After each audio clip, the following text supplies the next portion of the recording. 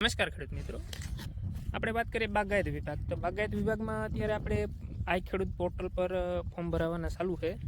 આપણે બાગાયત વિભાગમાં જેમ વાત કરીએ કે નાળિયેરી છે, પછી નાળિયેરીમાં આપણે બે પ્રકારની છે કે આપણે પ્લોટમાં નાળિયેરીનું વાવેતર કરેલું હોય કે આપણે શેઢાપાળાએ વાવેતર કરેલું હોય. બંનેના અલગ અલગ ફોર્મ ભરાય છે. બીજું આપણે પપૈયા છે, ડ્રેગન ફ્રૂટ છે, આંબાનું વાવેતર છે, પછી હાઇબ્રિડ બિયારણ છે. અને આપણે જો બીજો અત્યારે હું ડિસ્પ્લે ઉપર આપણે ફોટો મૂકી દઉં. તે ફોટોમાં આપણે ઘણા બધા ઘટક છે. તે બધા ઘટકના અત્યારે આપણે આ ખેડૂત ઉપર ફોર્મ ભરી શકાય છે. અને આજે આપણે તારીખ 30/3/2024 છે અને આપણે ફોર્મની છેલ્લી તારીખ ફોર્મ ભરવાની છેલ્લી તારીખ 11/5/2024 સુધી ફોર્મ ભરી શકાશે.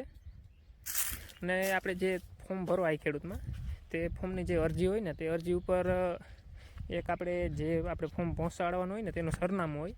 તે સરનામા ઉપર આપણે 7 દિવસની અંદર આપણે તે ફોર્મ ત્યાં આપણે રૂબરૂ પહોંચાડવાનું રહેશે. અને બીજું જો આપણે જો નાળિયેરીનું વાવેતર કરેલું હોય, નાળિયેરીના વાવેતરમાં આપણે બે નાળિયેરી વચ્ચે 18/21 અંતર રાખેલું હોય. આપણે આમ 21 અને આ બે છોડ વચ્ચે 18 અંતર રાખેલું હોય. એમાં આપણે વચમાં જે સ્પેસ રહે ને તે વચમાં જે આપણે જગ્યા રહીએ તે જગ્યામાં આપણે જુઓ પપૈયાનું વાવેતર કરેલું હોય.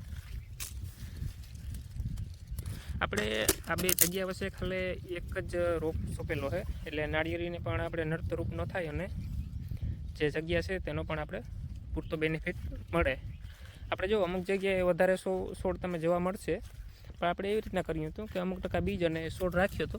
એમાં જે સારો એક છોડ રહીએ તે છોડ રાખવાનો, બાકીના છોડ આપણે ઉપાડી અને બહાર કાઢી નાખવાના. અત્યારે જો ઉપાડવાનું કામ ચાલુ છે. અત્યારે આપણે અમુક ટકા ઉપડી ગયા અને અમુક ટકા ઉપાડવાનું બાકી છે. આપણે બહાર કાઢવાનું કામ ચાલુ છે. જો આ રીતના જે આ છોડ ખરાબ હતો અને આ છોડ જે સારો હતો તે રાખી દીધો.